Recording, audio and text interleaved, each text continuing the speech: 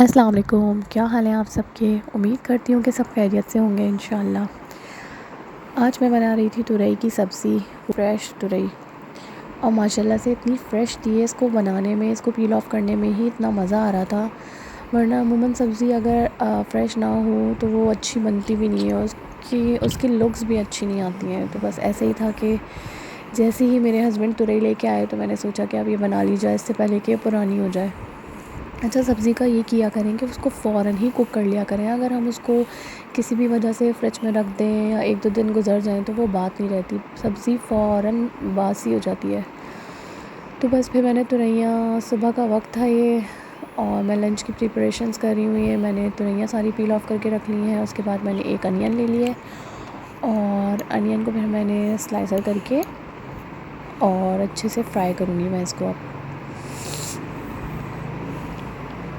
तेल अच्छी तरह से गर्म हो गया था। अच्छा, हमारे यहाँ सब्ज़ियाँ जो हैं वो बनती हैं सरसों के तेल में, तो उसका ज़ायका भी बहुत शानदार आता है। तो बस फिर मैंने तुरैया काटने के बाद प्याज ब्राउन किया। अच्छा, ब्राउन पूरी नहीं होगी, देखिए हल्की हल्की गोल्डन होना शुरू हुई थी कि अब मैं इसको आउट कर लूँगी ऑयल में से, इसको मैं निकाल लूँगी। एक प्लेट में मैंने सारी प्याज निकाल के अलग रख दी और फिर मैंने इस तेल में डाल दी तुरैया। मुझे सबसे पहले डालना था ज़ीरा, जिसका बघार देना था, लेकिन मैं थोड़ा टाइम सेव करने के लिए इतनी जल्दी जल्दी काम कर रही होती हूँ कि मिक्सअप हो जाता है समटाइम्स। तो ज़ीरा डाल दिया, नमक डाल दिया, हल्दी डाल दिया हस्बे ज़रूरत, और पिसा हुआ धनिया और लाल कुटी हुई मिर्चें, और ये 2 से 3 अदद मैंने हरी मिर्चें ली थी।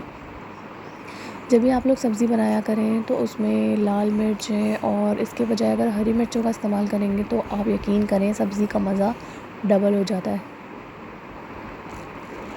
अच्छा, ये विदाउट टमाटर बन रही है। सुनने में अजीब सा लग रहा होगा कि तुरैया बन रही हैं और टमाटर नहीं डल रहे, तो ये एक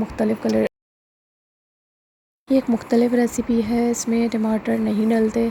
अच्छा, ये मैंने लहसुन अदरक का पेस्ट भी 1 चम्मच डाल दिया है और अब मैं इसको दम पे छोड़ दूँगी।